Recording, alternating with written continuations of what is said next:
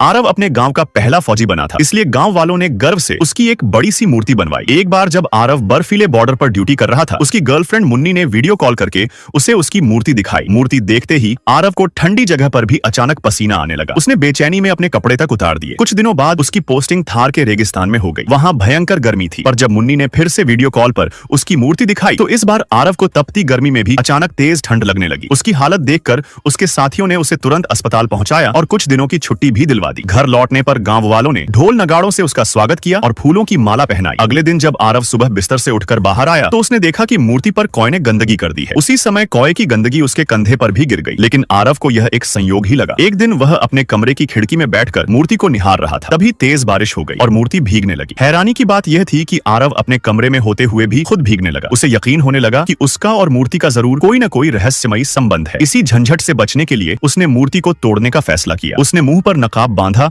और सब्बल लेकर रात में मूर्ति तोड़ने लगा, लेकिन गांव के एक आदमी ने उसे देख लिया। घबराकर आरव भागता हुआ अपने कमरे में पहुंचा। तभी उसे अचानक पैर में तेज दर्द हुआ। उसने देखा मूर्ति के पैर पर जहां उसने सब्बल मारा था, उसी जगह उसके अपने पैर में भी चोट आ गई थी। अब उसे पूरी तरह विश्वास हो गया कि जब तक मूर्ति ठीक ठाक रहेगी वह भी सुरक्षित रहेगा। इस डर से वह हर समय मूर्ति के पास बैठकर उसकी रखवाली करने लगा। बच्चे क्रिकेट खेलने आते तो उन्हें भी डांट कर भगा देता। जो भी मूर्ति के पास आता आरव उसे दूर कर देता। एक दिन एक पंडित मूर्ति के पास नारियल फोड़ने आया, पर आरव ने उसे भी डांट कर भगा दिया। धीरे धीरे गांव वाले उसके अजीब व्यवहार से परेशान हो गए। मुन्नी भी उससे दूर हो गई। गांव वालों के तानों से परेशान होकर उसके माता पिता ने भी उससे दूरी बना ली। एक दिन उस पंडित ने बदला लेने के लिए नकली ढोंग किया कि उसके अंदर देवता आ गए हैं। देवता बनकर पंडित ने कहा कि इस गांव का भला तभी होगा जब मूर्ति को तोड़ा जाएगा, वरना पूरा गांव बर्बाद हो जाएगा। सभी गांव वालों ने सोचा कि आरव के रहते मूर्ति तोड़ना असंभव है, इसलिए उसे कहीं बाहर भेजना पड़ेगा। उसके कुछ दोस्तों ने उसे बाइक पर बिठाया और बहाने से कहीं भंडारे में ले गए। आरव के जाते ही गांव वालों ने ड्रिल मशीन लाकर मूर्ति तोड़ना शुरू कर दिया, लेकिन उसी समय दूर बैठे आरव को तेज दर्द हुआ। उसे समझते देर न लगी कि मूर्ति पर हमला हुआ है। वह भागकर गांव पहुंचा और मूर्ति तोड़ने वाले आदमी को बुरी तरह पीटने लगा। उसकी रोज रोज की लड़ाई झगड़े वाली जिंदगी से तंग आकर